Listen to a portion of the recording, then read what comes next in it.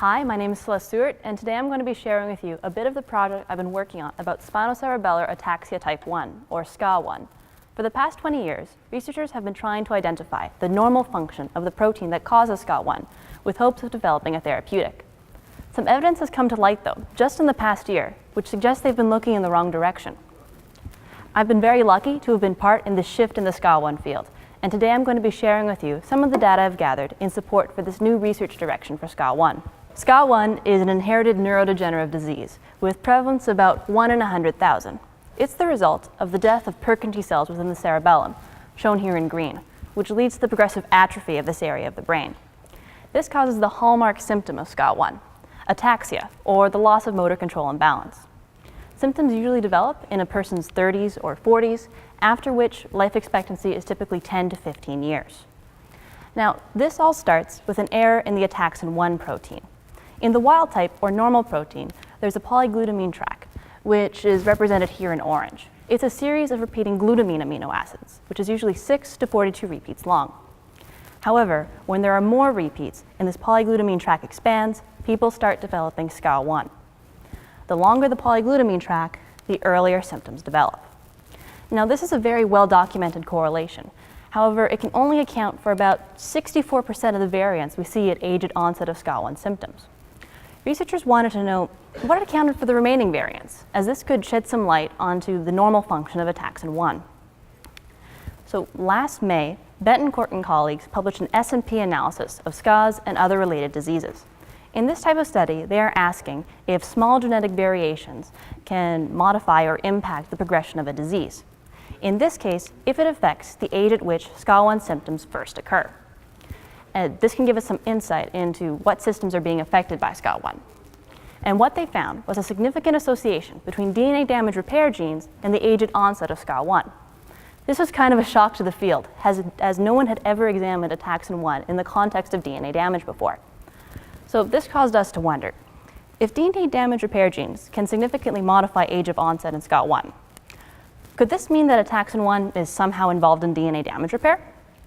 To test this hypothesis, I used variations of the DNA damage stripe assay, where a region of interest is manually defined and then irradiated with a 405 nanometer laser, inducing DNA damage to this specific area of the nucleus. This experimental setup focuses on the recruitment of protein to the stripe, as opposed to the recovery of what was previously there. Using this method, in addition to immunofluorescence, I was the first person to show that endogenous ataxin 1 localizes to DNA damage. The white box indicates the irradiated area of the nucleus.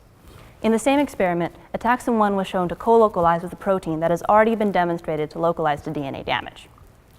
Next, I wanted to examine how different modifications to the ataxin 1 protein would affect its localization to DNA damage repair.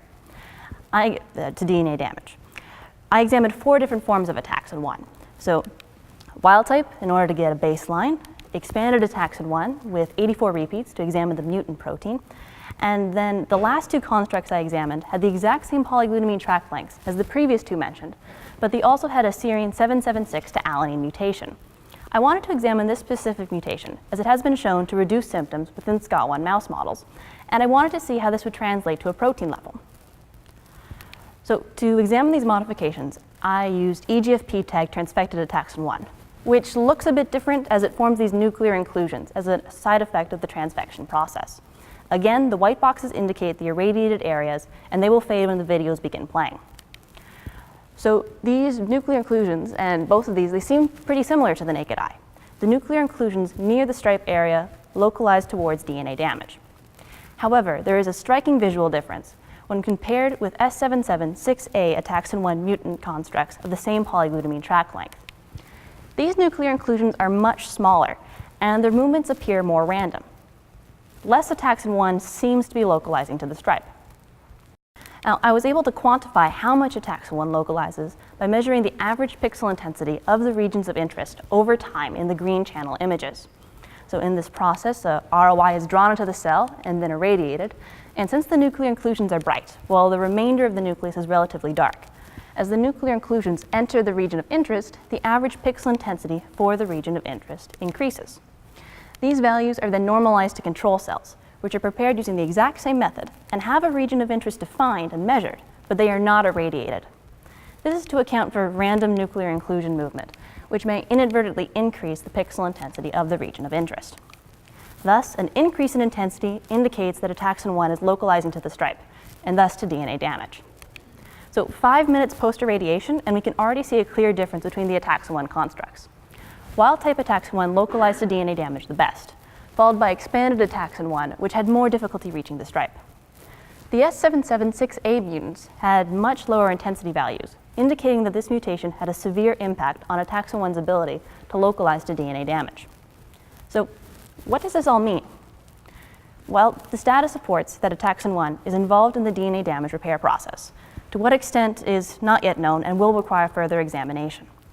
Although this data does lay some groundwork for future research onto ataxin 1's involvement in DNA damage repair.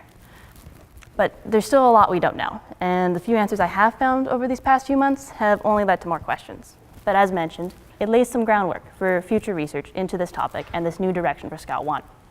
So if you have any more questions about SCA1 or would like to know where the research has gone from here, I'd be happy to talk with you in the break today. Thank you.